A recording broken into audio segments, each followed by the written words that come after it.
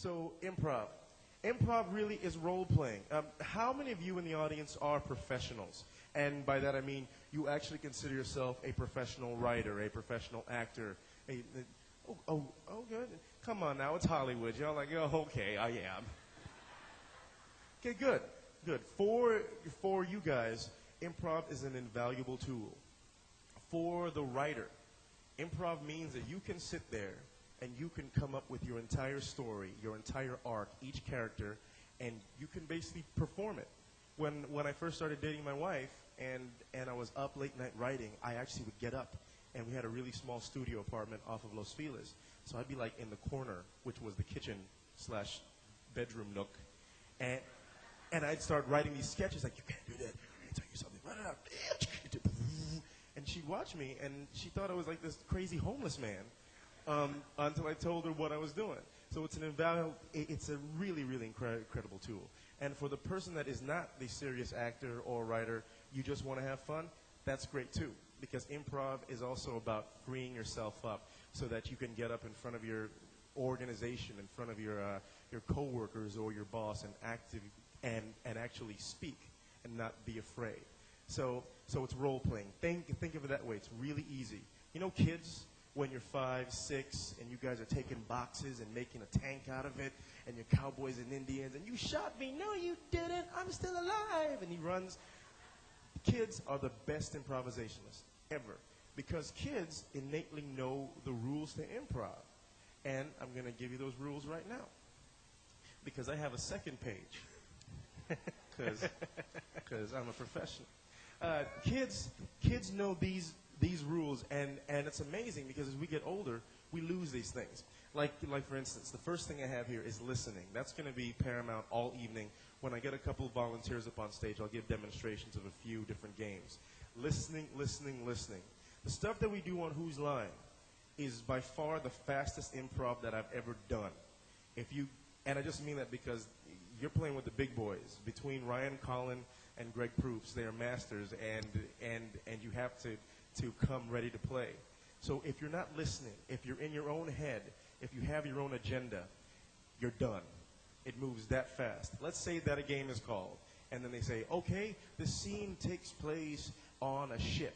I'm over the side of the stage going, okay, shit, that's great. I can be the captain, or I can do this. All right, that's great. I've already jumped into the scene. The scene has moved on. And I'm the idiot said, hey, I'm the captain.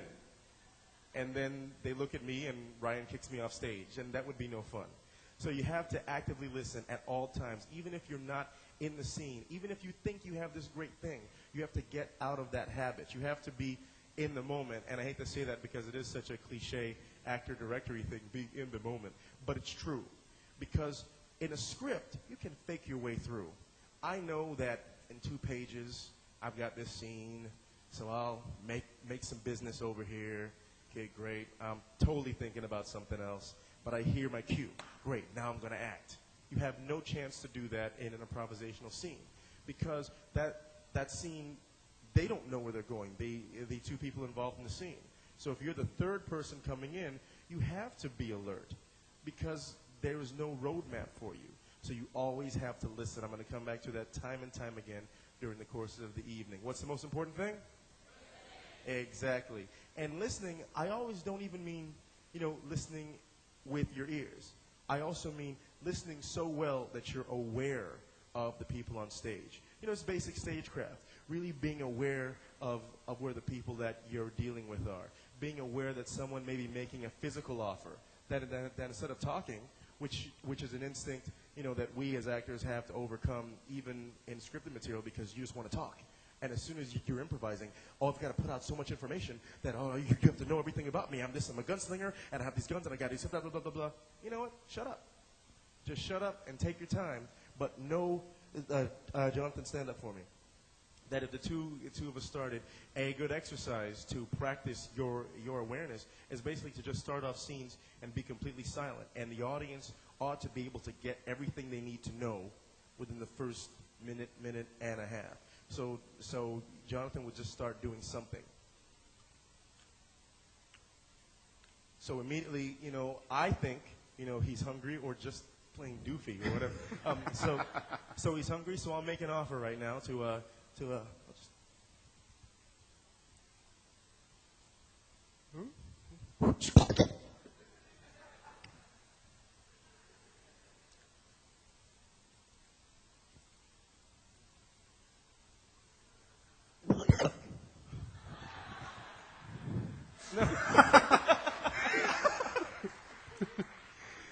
So we didn't say a word to each other, and even when I turned my head, I had a feeling that he was doing whatever he had to do.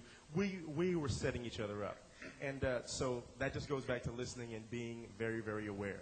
These are the tenets of improv.